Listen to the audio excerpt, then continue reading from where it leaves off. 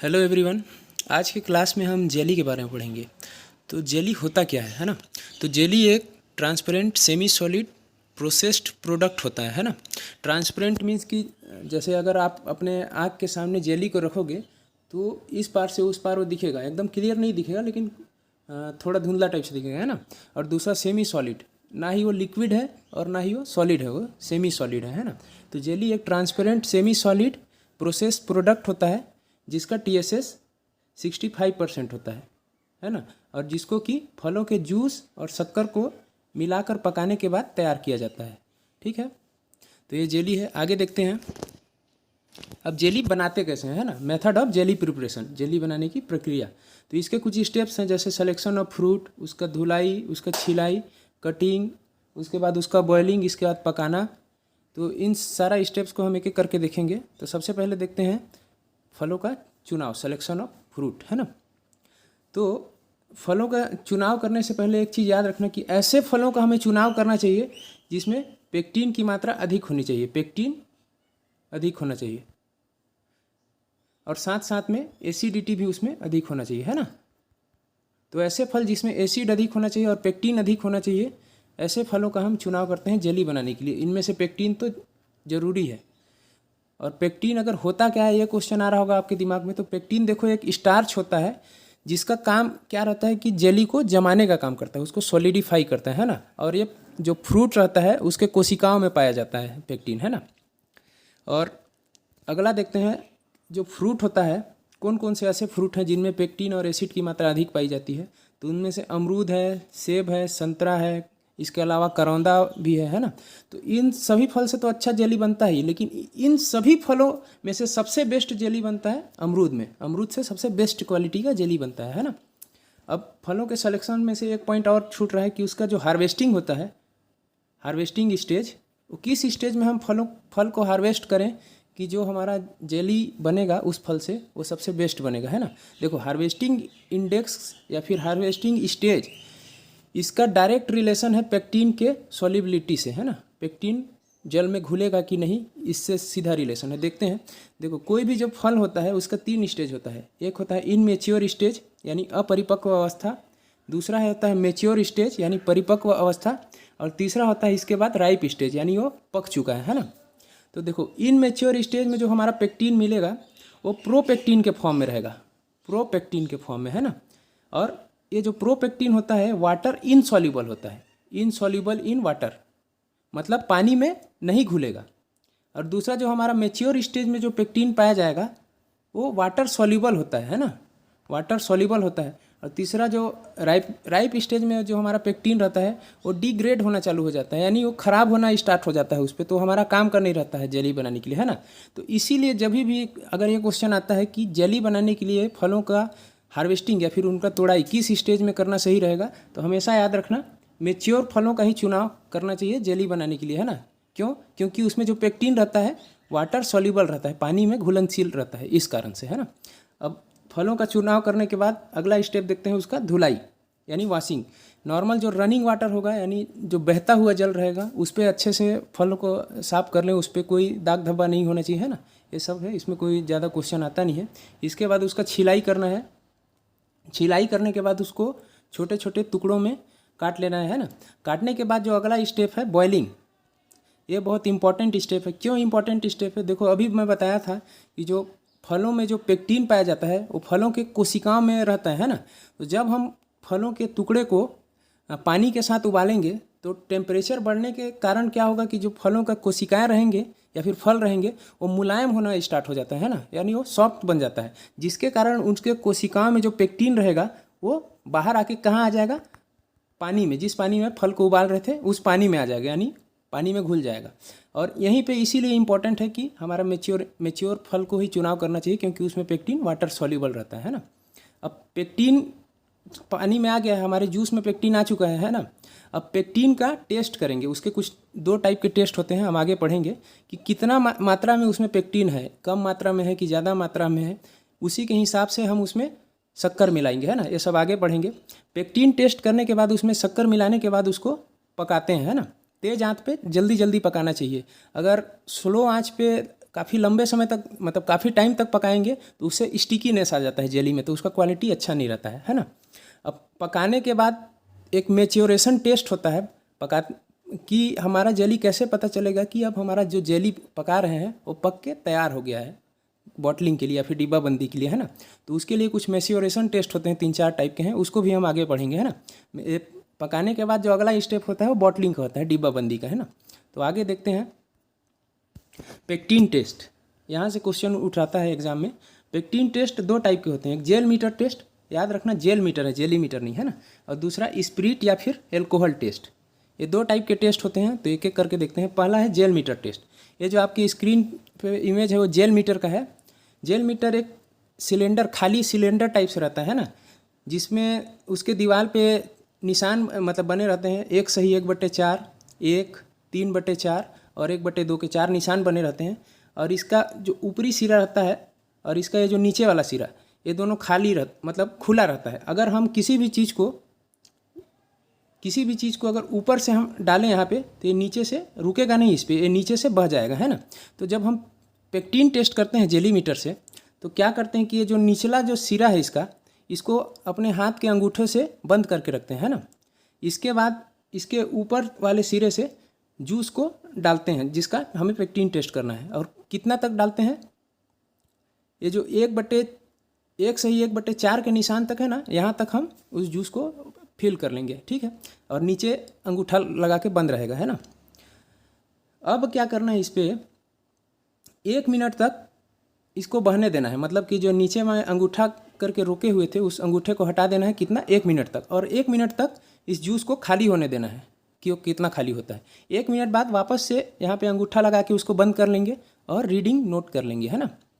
अगर हमारा रीडिंग, जैसे यहाँ पे जूस यहाँ इतना तक भरा था, अब 1 मिनट तक बहाएंगे तो कुछ तो खाली होगा, है ना।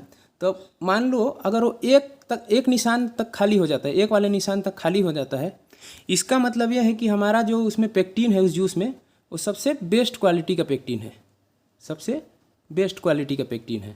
अगर वो और ज़्यादा खाली हो जाता है, मतलब 3/4 तक अगर वो आके उस लेवल पे रुकता है, तो इसका मतलब कि वो मीडियम क्वालिटी का पेक्टिन है, हम ये मान के चलते हैं मीडियम क्वालिटी का पेक्टिन, है ना। और अगर इसमें भी ना रुक करके वो नीचे में सबसे नीचे वाले 1/2 वाले निशान पे आके रुकता है, इसका मतलब उस जूस में सबसे लो क्वालिटी का पेक्टिन है या फिर सबसे कम मात्रा में पेक्टिन उपलब्ध है, ऐसा मान के हम चलते हैं। देखो इस पे पेक्टिन का काम क्या होता है, अभी बताया था मैं पहले कि उस जूस को जमाने का काम करता है, ठीक है।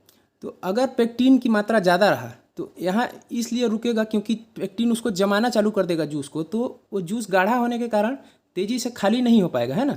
इस कारण से जितना ज़्यादा पेक्टिन रहेगा उतना ही कम इस जेल मीटर से जूस खाली होगा, इस कारण से ऊपर पे ही रुक जाएगा। अगर कम पेक्टिन होगा तो ज़्यादा खाली होगा, मतलब नीचे वाले निशान लेवल तक रुकेगा।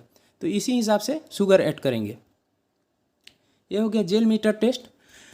और दूसरा है स्पिरिट या फिर एल्कोहल टेस्ट भी बोलते हैं इसको, है ना। इस पर क्या करते हैं, 2 परख नली लेते हैं, 2 टेस्ट ट्यूब लेते हैं, कांच का परख नली 2 ठो। एक टेस्ट ट्यूब में जूस डाल देते हैं 1 चम्मच, है ना। और दूसरा परख नली में स्पिरिट या फिर एल्कोहल को 2 चम्मच डाल दिए, ठीक है। अब क्या करते हैं कि इस स्पिरिट या एल्कोहल वाले ट्यूब में से स्पिरिट या एल्कोहल को धीरे धीरे इस वाले ट्यूब में ट्रांसफ़र कर देते हैं, ठीक है। अब इस वाले ट्यूब में क्या क्या हो गया, जूस भी है, साथ में स्पिरिट या फिर एल्कोहल भी है ना, ये वाला ट्यूब। तो अब इसको हटा के नया इमेज बनाते हैं। अब ये हमारा परख नली है जिसमें जूस भी है और साथ में एल्कोहल या फिर स्पिरिट भी हम डाल चुके हैं इस पर, है ना। तो अब क्या होता है कि इसमें जो जूस में पेक्टिन उपलब्ध पहले से रहेगा, वो स्पिरिट या एल्कोहल को डालने के बाद उससे क्रिया करके इस सॉल्यूशन को तेज़ी से जमाने लगता है ना। अब क्या करना है, थोड़ा समय बाद इस जो सॉल्यूशन को धीरे से ज़मीन में गिराना है ना। अगर ये सॉल्यूशन एक ठोस के रूप में गिरे, इसका मतलब कि सबसे बेस्ट क्वालिटी का पेक्टिन है उस जूस में। एक ही टुकड़े के रूप में गिरे, एक ही ठोस के रूप में, तो बेस्ट क्वालिटी का पेक्टिन है ना। अगर वो एक टुकड़ों के रूप में ना गिर कर 2 या 3 टुकड़ों के रूप में गिरे, 2-3 बड़े बड़े टुकड़ों के रूप में गिरे, इसका मतलब उस पर मीडियम पेक्टिन है, मीडियम क्वालिटी का या फिर मीडियम अमाउंट में पेक्टिन है उस पर, है ना। अगर यहीं पे वो जो जूस का जो टुकड़ा है जमने के बाद वो 2-3 टुकड़ों से भी ज़्यादा छोटे छोटे टुकड़ों में, मान लो 5-7-10 टुकड़ों में गिर गया, इसका मतलब उसमें लो क्वालिटी का पेक्टिन है या फिर लो अमाउंट में पेक्टिन उपलब्ध है उस जूस में, ठीक है। तो ये हो गया स्पिरिट या फिर एल्कोहल टेस्ट। अच्छा, इन दोनों टेस्ट है उस पर एक चीज़ कॉमन है। इसमें क्या कॉमन है कि जो पेक्टिन की मात्रा है उसको 3 कैटेगरी में डिवाइड किया गया है, लो, मीडियम और हाई, है ना। लो अमाउंट में, सबसे कम अमाउंट में, मीडियम अमाउंट में और हाई अमाउंट में, है ना। तो देखो, अगर हमारा टेस्ट करने के बाद दोनों मेथड से अगर हमारा जो पेक्टिन का मात्रा है या फिर पेक्टिन का क्वालिटी है वो लो में आया, है ना, इसका मतलब उस पर सबसे ज़्यादा शक्कर डालना पड़ेगा इन तीनों कैटेगरी में। इसको 3 ठो डंडी दे देते हैं या फिर 3 ठो निशान दे देते हैं, या फिर चलो 3 kg शक्कर डालना पड़ेगा सपोज, है ना। अगर वहीं पे लो में ना आकर के हमारा जो पेक्टिन का मात्रा है वो मीडियम वाले पे आया, तो इस लो वाले से थोड़ा सा कम शक्कर देंगे, मान लो 2 किलो देंगे, इसको 2 डंडी दे देते हैं, है ना। अगर वहीं पे हाई वाले पे पेक्टिन टेस्ट के बाद आता है तो सबसे कम शक्कर हाई वाले पे देंगे, है ना, 1 डंडी समझ लो, या फिर 1 किलो शक्कर दे दिए। तो इससे ये बात क्लियर होता है कि अगर पेक्टिन की मात्रा जितनी कम रहेगी किसी भी जूस में जिससे हमें जेली बनाना है, तो उस पर ज़्यादा से ज़्यादा शक्कर डालना पड़ेगा, है ना। अगर वहीं पे पेक्टिन की मात्रा अधिक रहा तो हमें शक्कर की मात्रा कम लगेगी जेली बनाने के लिए, ठीक है। तो ये था पेक्टिन टेस्ट, इसी के अकॉर्डिंग हम जूस में शुगर ऐड करते हैं, है ना। अब आगे देखते हैं maturation test. Maturation test means अभी बताया था कि कैसे पता चलेगा हमें जेली को पकाते समय कि हमारा जेली पक के तैयार हो गया है। तो उसके लिए कुछ टेस्ट होते हैं, उसको मैच्योरेशन टेस्ट बोलते हैं। जो पिछला वीडियो था जैम वाला, उसमें भी मैच्योरेशन टेस्ट के बारे में बात किए थे, है ना। तो वैसी सेम रहेगा, इस पर बस जेली के लिए थोड़ा रीडिंग अलग होता है ना। तो देखते हैं एक एक करके। पहला है hand refractometer test. Hand refractometer test ये आपके स्क्रीन पे दिख रहा है, एक इंस्ट्रूमेंट होता है जिसका ये वाला जो पार्ट है, यहाँ पे जो जूस को थोड़ा सा डाल करके, जैसे कि इसमें देखो ड्रॉप के रूप में डाल रहे हैं, फिर यहाँ ढक्कन रहता है उसको बंद कर देते हैं और अपने आई लेवल पे उसको रखते हैं, है ना। और इसी के अंदर पे यहाँ पे दिखता है, कैसा दिखता है, ये जो आपके स्क्रीन पे है ना, ऐसा दिखता है। इस पे कुछ नंबर दिखेंगे और यहाँ से हम रीडिंग नोट कर लेंगे, ठीक है। रीडिंग ब्रिक्स परसेंटेज में रहता है। तो जेली के लिए जो रीडिंग रहेगा हैंड रिफ्रैक्टोमीटर टेस्ट में 65% TSS होता है। तो एग्ज़ाम में अगर आ गया कि जेली में कितना TSS होता है तो 65% TSS होता है। और TSS किससे पता करते हैं? हैंड रिफ्रैक्टोमीटर टेस्ट से। याद रखना यूनिट परसेंट में है ना। अगला टेस्ट है टेम्परेचर टेस्ट। इसमें कुछ नहीं करना है, जो उबलता हुआ जेली रहेगा उसमें थर्मामीटर को डुबा करके टेम्परेचर का रीडिंग नोट कर लेना है ना। तो जेली बनाने के लिए जो टेम्परेचर है वो 103.6 डिग्री सेंटीग्रेड पे अगर हमारा टेम्परेचर पहुंच जाता है उतना पे, तो हमारा मान के चलते हैं कि जेली पक के तैयार है। जैसे अभी कोरोना काल चल रहा है तो 100 डिग्री के पार गया, मतलब ऐसा डॉक्टर लोग मान लेते हैं कि कोरोना हो गया इसको, है ना। तो वैसे ही इस पर टेम्परेचर पहले से फिक्स है, 100 फ़ारेनहाइट, है ना। डिग्री पे तो जल जाएगा आदमी। अगला देखते हैं सीड टेस्ट, तीसरा। इस पर कुछ नहीं करना है, एक पकते हुए जो जेली रहेगा उसको एक चम्मच की सहायता से ले करके धीरे धीरे ज़मीन की ओर गिराएंगे। अगर वो एक सीट या फिर पतले चादर के रूप में गिरा है ना, तो हमारा जेली पक के तैयार है। अगर वो चादर के रूप में ना गिर करके छोटे छोटे बूंदों के रूप में गिरा है ना, जैसा कि इसमें दिख रहा है, तो अभी इसको थोड़ा सा और पकाना बाकी है ना। तो ये था जेली। इस पर एक चीज़ बताना भूल गया था मैं, कि जैसे जो हम फलों का सिलेक्शन करेंगे है ना, वो हाई पेक्टिन वाला और हाई एसिड वाला बताया था। हाई पेक्टिन और हाई एसिड, है ना। अगर बाई चांस कि जिस फल से हम जेली बना रहे हैं उसमें पेक्टिन की मात्रा कम हो बाई चांस, है ना, तो जो हमारा कम पेक्टिन वाले फलों से जेली बनाने पे कैसा जेली बनेगा? Weeping jelly, ING, weeping jelly का निर्माण होता है लों पेक्टिन वाले फ्रूट से जेली बनाने पे। विपिंग जेली मतलब हिंदी में इसको रोती हुई जेली भी बोलते हैं, है ना। देखो जेली का काम क्या, पेक्टिन का काम क्या बताया था मैं, कि उसको जमाने का काम करता है सॉल्यूशन को, है ना, जेली को। तो अगर पेक्टिन की मात्रा कम हुआ उस फल में जिससे हम जेली बनाए हैं, पेक्टिन कम रहेगा मतलब उसको ठीक से जमा नहीं पाएगा मतलब क्यों, फैलने लगेगा इधर उधर, उससे पानी जैसा कुछ सीक्रेट होने लगेगा, लिक्विड है ना, तो इसीलिए उसको रोती हुई जेली बोलेंगे या फिर विपिंग जेली, है ना। तो कभी कभी डायरेक्ट क्वेश्चन में आ जाता है कि विपिंग जेली का निर्माण क्यों होता है, तो वहाँ पे ऑप्शन जाएगा पेक्टिन की कमी के कारण, है ना।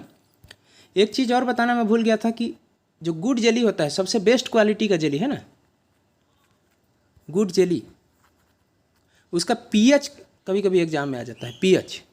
तो उस गुड जेली का पीएच होता है 3.2, 3.2 होता है, और टीएसएस कितना होता है जेली का, 65, टीएसएस 65%, है ना। तो एक बार फिर से रिवाइज कर लेते हैं हमने अभी क्या क्या पढ़ा आज के क्लास में।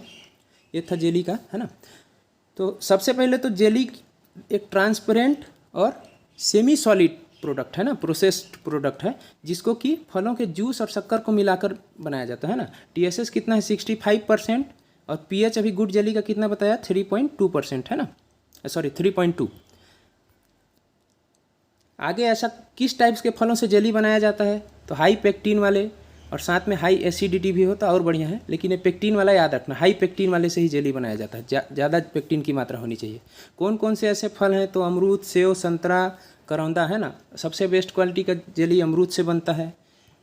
दूसरा आगे स्टेप जो है पेक्टिन टेस्ट से है ना।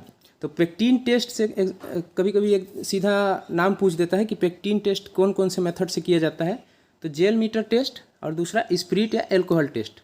याद रखना जेल मीटर है यहाँ पे, जेली मीटर नहीं है ना, ऑप्शन में कंफ्यूज करने के लिए जेली मीटर भी हो सकता है, तो जेल मीटर टेस्ट। फिर वही टीएसएस 65% होता है, और जेली पकाते समय टेम्परेचर कितना होना चाहिए, तो 103.6 डिग्री सेंटीग्रेड होना चाहिए। तो ये सब कुछ सीधा सीधा एग्जाम में आपके पूछ देते हैं, है ना। तो मिलते हैं नेक्स्ट वीडियो में, तब तक के लिए धन्यवाद।